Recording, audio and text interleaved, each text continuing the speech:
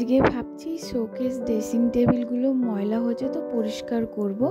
তো সারাদিন আজকে এই নিয়েই ভিডিও, তো দেখতে থাকো। তো হ্যালো এভরিওয়ান, কেমন আছো তোমরা সবাই? আশা করি অনেক ভালো আছো, আর তোমাদের ভালোবাসায় আমিও অনেক ভালো আছি। তো দেখো, সকাল সকাল আগে ঘুম থেকে উঠে আগে বিছানাটা গুটিয়ে নিচ্ছি। আর যেহেতু আজকে ড্রেসিং টেবিল আর শোকেসটার মধ্যে ময়লা পড়েছে, পরিষ্কার করব।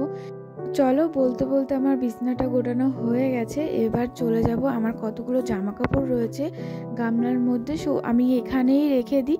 তো এগুলো গোটাতে হবে। আর যেহেতু আমি অনেক দিন বাড়ি ছিলাম না, তো আর আমার ঘরের এখানে না কেউ জামা কাপড় রাখে না, সবাই সবার ঘরের মধ্যে রাখে। তো আমার এটা না হাত দেওয়া হয়নি, আর কদিন ধরে এলোমেলো হয়ে রয়েছে। আর আমিও যে একটু গোছাবো সেই সময়টাও হয়ে উঠছিল না আমার, সেই কারণে আজকে একটু সময় হয়েছে। আমি ভাবছি তাহলে এগুলো গুছিয়ে নিই। আর এটা হচ্ছে একটা মাজার বেল্ট। আর আমার মধ্যে এমন একটা ভাবনা চিন্তা, যদি একটা কাজ পড়ে থাকে সেটা আমি কতক্ষণে করব সেটা নিয়েই ভাবতে ভাবতে ভাবতে ভাবতে আমার ঘুম হবে না। তো ওই হাতের কাজটা যতক্ষণ না সারবো ততক্ষণ আমার ভালো লাগে না। বেশিরভাগ ওই গোছানো গাছানোর দিক থেকে, ঘরটা গোছানো গাছানো আছে, তো ওইটা আমি কখন গোছানো গাছানো গুটিয়ে রাখবো ততক্ষণ আমার ভালো লাগবে না। তো যদিও কোনো কাজ আমি রেখে দিই যে থাক এটা এখন করব না পরে করব, তাতেও আমার মাথাটা যেন খারাপ হয়ে যাবে যে কখন করব। সেই কাজের ফাঁকে শুয়ে পড়ি, তারপরেও আমি উঠে গিয়ে সেই কাজটা আগে করে থুয়ে এসে নিশ্চিন্তে তখন গিয়ে শুতে পারি। আর এই হ্যাবিটটা আমার মতন কার কার আছে অবশ্যই একটু কমেন্ট করে বলো, তো শুনতে চাই।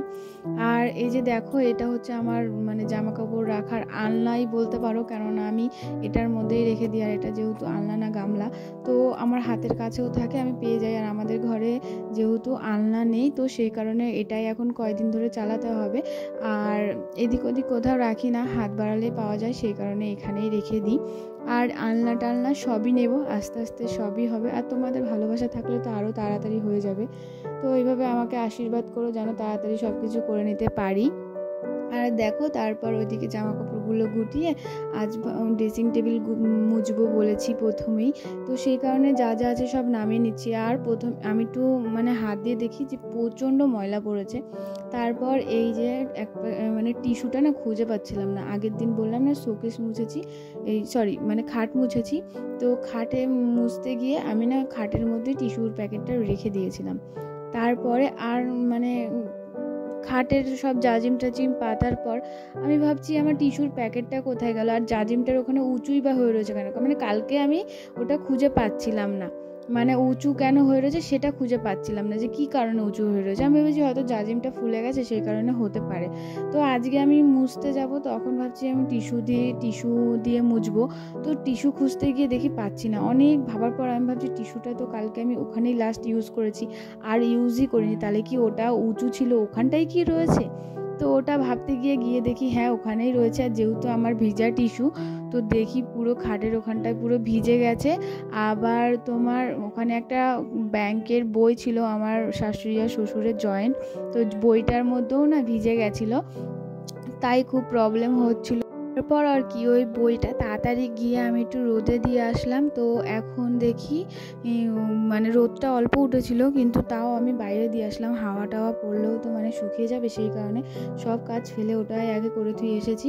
আর এই যে দেখো, ড্রেসিং টেবিলটা ভালো করে মুছে আমি ভালো করে গুছিয়ে রেখে দিলাম। আর এবার চলে এসেছি শোকেসে, আর একটা টিস্যু নিয়ে নিয়েছি। আমি যে কি বলবো, কলিং আছে কিন্তু কাপড় খুঁজে পাচ্ছিলাম না বলে টিস্যু দিয়ে মুছলাম। আর টিস্যু দিয়ে মুছলে না সত্যি বলছি খুব সুন্দর পরিষ্কার হয়, কেন জানি না।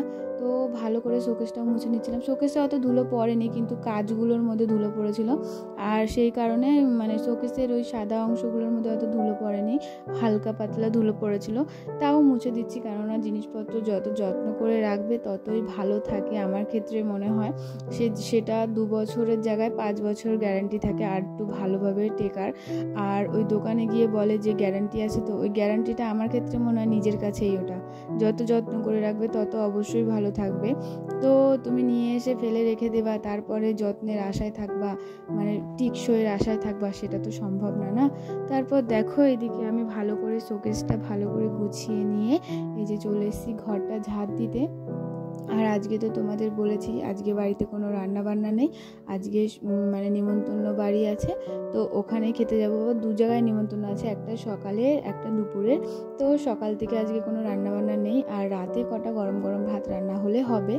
আর ওই আয়নাটা দেখতে পাচ্ছ, ওই আয়নাটা না ইদানিং ভেঙে গেছে, তো ওটা নিয়ে আমি একটু ওই ভিডিও ক্যামেরা সেট করেছিলাম, তো সেটা দেখার জন্যই ওটা ওখানে রেখেছি। আর এই যে দেখো ঘরটার ঝাড় দিয়ে নিচ্ছি। আর আমার খাটের তলা, ড্রেসিং টেবিলের তলায়, তারপর শোকেসের তলা ফাঁকা রাখতেই ভালো লাগে, কেননা এখন শীতকাল আসছে, আরও কোথায় কি পোকামাকড় থাকবে, কখন কি আসবে, ইঁদুর টিঁদুরও বাসা বাঁধবে, সেই কারণে আমি এগুলো ফাঁকাই রেখে দিই। আর ঝাড় দিতেও মানে কোনো প্রবলেম হবে না, সেই কারণে যেন ঝাড়টাও সুন্দরভাবে দেওয়া যায়, ধুলো টুলো সব যেন বেরিয়ে আসে, সেই কারণে। আর এই যে দেখো আমার ঝাড় দেওয়া কমপ্লিট হয়ে গেছে সব পেতে, একদম ফাইনাল লুকটা দেখাচ্ছি ঘরের, কেমন হয়েছে অবশ্যই বলো। আর আমার এই সিম্পল ঘরের মধ্যে সিম্পলভাবে গুছিয়ে গাছিয়ে সব রেখে দিয়েছি, সাধারণ মানুষ আমি, তো সাধারণভাবেই রেখে দিয়েছি। তো আমার যেটুখানি পেরেছি সেইটুখানি গুছিয়েছি, তো কেমন হয়েছে অবশ্যই তোমরা কমেন্ট করে বলো। আর এই যে চলো এবার গিয়ে স্নান করে আসা যাক, তো দেখতে থাকো। চলো গাইস, আমার সব কাজ কমপ্লিট হয়ে গেছে, এবার স্নান করে আসা যাক। তো চলো স্নান করে আসি, তারপর আবার তোমাদের সামনে। হে গাইস, দেখো স্নান করে একদম রেডি হয়ে তোমাদের সামনে এসেছি। আর আজকের ব্লগটা না একটু দেরি হবে পোস্ট করতে, কেননা আজকে এক জায়গায় নিমন্ত্রণ আছে, দু জায়গায় নিমন্ত্রণ আছে। সো এক জায়গায় নিমন্ত্রণ আজকেই শেয়ার করবো, আর আরেক জায়গায় নিমন্ত্রণ কালকে শেয়ার করবো। তো ওই জায়গায় খেয়ে এসে তারপর তোমাদেরকে দেখাবো আজকে কোথায় গেছিলাম আর কি কি খেয়ে এসেছি। গাইস, এই যে রেডি হয়ে বেরিয়ে পড়েছি, আর এখানে আমি, কাকিমা, তারপর একটা দিদিও আসছে, তো সবাই মিলে যাচ্ছি। আর এই যে শাড়ি পরে তারপর যাচ্ছি। তার এই যে দেখো ওই দিদিটা ওই দেখো দাঁড়িয়ে রয়েছে, আর ও আমার ক্যামেরা দেওয়া দেখে না ঘুরে গেছে।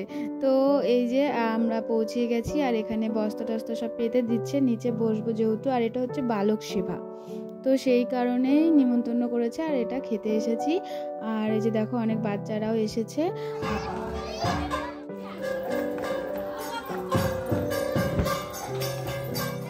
দেখো বাচ্চারা তো খুব আনন্দ করছে, যেহেতু বালক সেবা এটা। আর এই যে দেখো আমরা বসে পড়েছি, আর অনেকজনেই বসে পড়েছে। আর ওই যে সামনে যে মেয়েটা বসে রয়েছে ওটা আমাদের একটা ননদ হয়। তারপরে যে পাতা দিয়ে দিয়েছে, আর এই যে খিচুড়ি দিয়ে দিচ্ছে। আমি বুঝতে পারছি না ক্যামেরার ওখানে আমার হাতটা কি করে গেল ভাই। তারপরে এইদিকে আমার কাকি শাশুড়িকেও খিচুড়ি দিয়ে দিল। চলো এবার খাওয়া যাক। আর খিচুড়িটা মানে যখন আমরা এখানে বসেছি আমি বলছি কি রোদের বসি, শীত শীত লাগছে, ভালো লাগবে। তারপরে এদিকে তরকারিও দিয়ে দিল। আর যেটা বলছিলাম আর কি, শীত শীত লাগবে, ভালো লাগবে। বেশি না, 1 মিনিট থেকে 2 মিনিট রোদে বসার পর আমার মাথা টাথা খারাপ হয়ে গেছে। লাস্টে এত রোদ, শরীর পুরো গরম হয়ে গেছে। আর এই যে দেখো খিচুড়িটা খুব ভালো হয়েছে, তরকারিটাও প্রচণ্ড ভালো হয়েছে। লাস্টে এত রোদ, ঘুমটা দিয়ে খেতে হচ্ছে। দেখতেই পাচ্ছ কি পরিমাণে এখানে রোদ, আমাকে দেখে হয়তো বোঝা যাচ্ছে।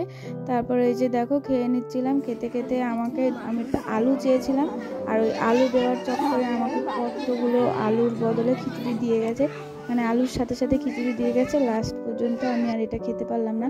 আর আমি না খুব সহজে খাবার নষ্ট করি না, খুব কষ্ট না হলে। তো এটা না খেতে আমি সত্যিই পারছিলাম না, এতটা কষ্ট হচ্ছিল বলে বোঝাতে পারবো না। আর আমি টিপে টিপে খাই, তাও সম্পূর্ণ খাবারটা শেষ করে নিই, কিন্তু আমাকে প্রচণ্ড বেশি পরিমাণে দিয়ে দিয়েছিল, তাই আমি আর খেয়ে উঠতে পারলাম না। খুব কষ্ট হচ্ছিল খাবারটা ফেলে দিতে।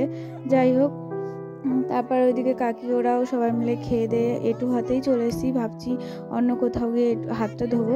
সাইডে একটা জেঠির বাড়ি আছে, তো ওখানে গিয়ে হাতটা ধুয়েছি। আর এদিকে রনিক আমাকে দেখাচ্ছে, দেখো মামি আমাকে 10 টাকা দিয়েছে, 10 টাকা দিয়েছে। তো বালক সেবা যেহেতু, তো এখানে তো বাচ্চাদের পয়সা দেয় তাই। আর এদিকে জেঠিটাও বলছে তোমাদের পয়সা দেয়নি, আমাকে তো 2 টাকা দিয়েছে। তারপর ওই জেঠি বাড়ি হাতটা ধুয়ে এই যে বাড়ি চলে এসেছি। কাকি আগেই চলে এসেছিলো, মানে একসাথে আসতে গিয়ে অর্ধেক রাস্তায় ভাইয়ের সাথে দেখা হয়েছে, সোমা ভাইয়ের সাথে। তো ওর সাথে গল্প করতে করতে আমি ওখানে দাঁড়িয়ে গেছি। আর এই যে দেখো সেই কাগজটা যেটার কথা বলছিলাম, তো এই যে কাগজটার এই অবস্থা। তারপরে এই যে বাড়ি চলে এসেছি।